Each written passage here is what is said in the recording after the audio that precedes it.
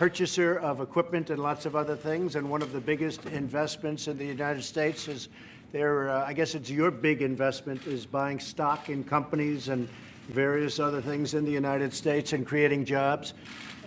We've become very good friends over a fairly short period of time. I was in Saudi Arabia in May, and we are bringing back hundreds of billions of dollars into the United States, and we understand that, and they understand that. Some of the things that have been approved and are currently under construction and will be delivered to Saudi Arabia very soon, and that's for their protection. But if you look in terms of dollars, $3 billion, $533 million, $525 million, that's peanuts for you.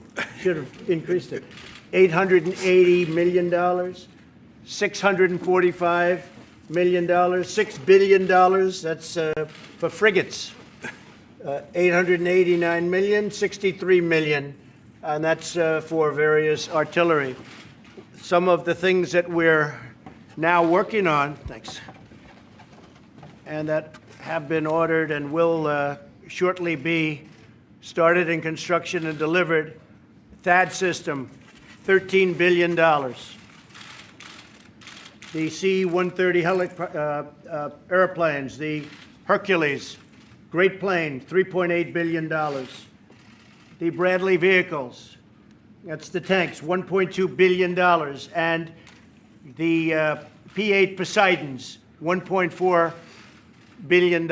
And what it does is it really means many, many jobs. We're talking about over 40,000 jobs in the United States. So we make the best equipment in the world. There's nobody even close. And Saudi Arabia is buying a lot of this equipment, and a lot of people are at work making the equipment, not only for us, because we, as you know, we're getting a $700 billion military proposal, and that's even a lot for you guys. But we're getting a $700 billion military plan this year, and 716 will be next year, $716 billion. So we really have a great friendship, a great relationship. I would really have to say the relationship was, to put it mildly, very, very strained during the Obama administration. And the relationship now is probably as good as it's really ever been. And I think we'll probably only get better. Tremendous investments made in our country, and that means jobs for our workers, jobs for our people. Also defense. We're talking about defense, and we're working very hard with Saudi Arabia, and they're also footing a big part of the bill for defense. The whole Middle East. We know what's happened in the Middle East, and it has not been a pretty picture for the United States or for anybody. And a lot of things are changing, and they're changing very rapidly. As you know, ISIS is now, we've recaptured almost 100% of the territory, as you probably have heard, before anybody. But we've captured close to 100% of the territory held by ISIS. And we've moved very rapidly, very quickly, and that's really coming to an end in that part of the world. It's coming to an end. And we'll be able to get out of certain areas that we've wanted to get out of for a long period of time. And other countries can handle it. At this point, they'll be able to handle it. So it's a great honor to have you and your representatives here. Crown Prince, thank you very much. Thank you for being here. Thank you, Mr. President. Actually, the relation between Saudi Arabia and the rest of America, it's an old relation. We are the oldest ally of the rest of America and the Middle East. Right. More than 80 years of alliance and big interest, politically, economically, and security in different area and a lot of area.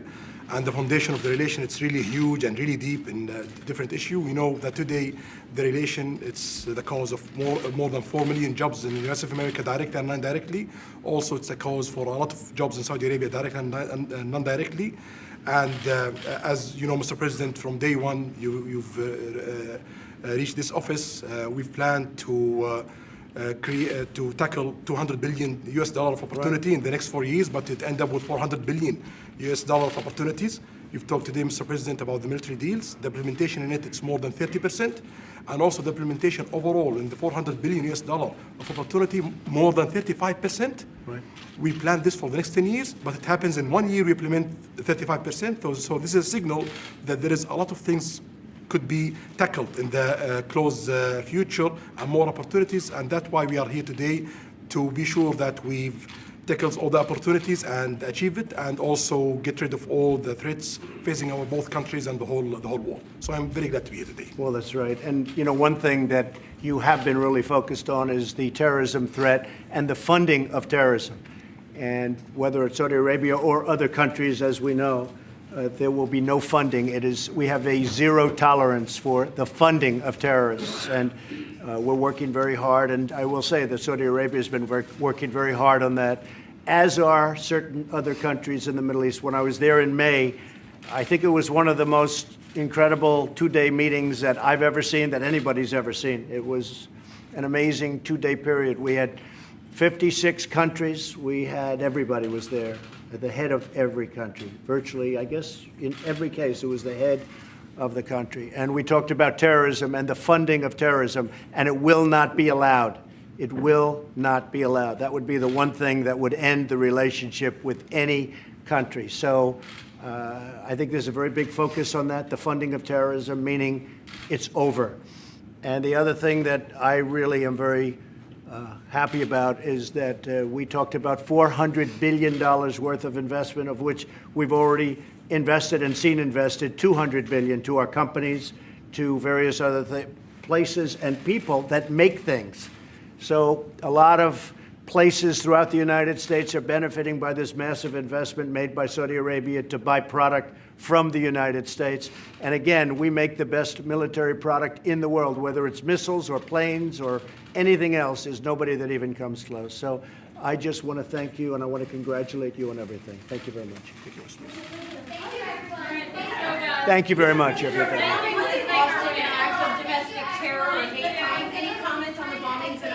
It's terrible. The bombings in Austin are terrible.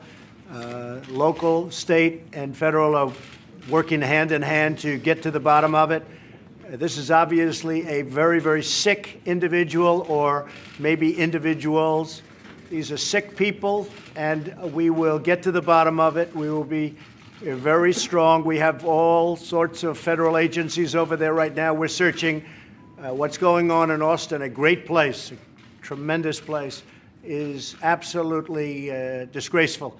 So we have a lot of power over there. We're looking. It's not easy to find, but these are sick people, and we have to find them as soon as possible.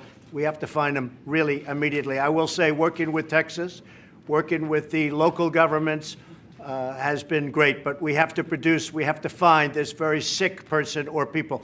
Thank you all very much. Thank you.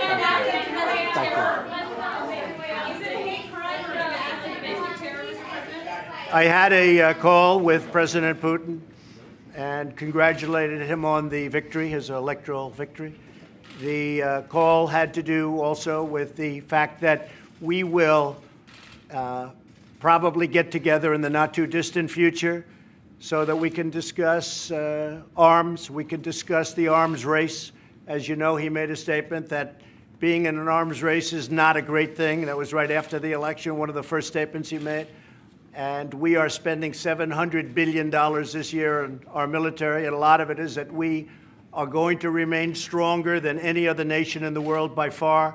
We had a very good call, and I suspect that we'll probably be meeting in the not-too-distant future to discuss the arms race, which is getting out of control, but we will never allow anybody to have anything even close to what we have, and also to discuss Ukraine and Syria and North Korea and various other things. So I think probably we'll be seeing President Putin in the not-too-distant future.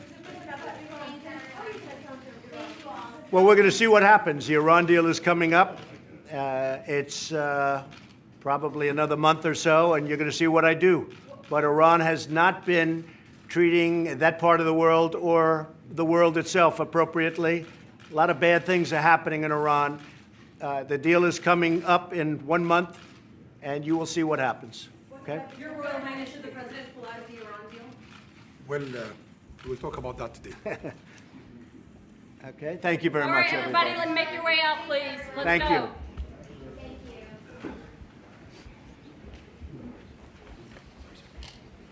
Thank you very much. Thank you, sir. Good to see you.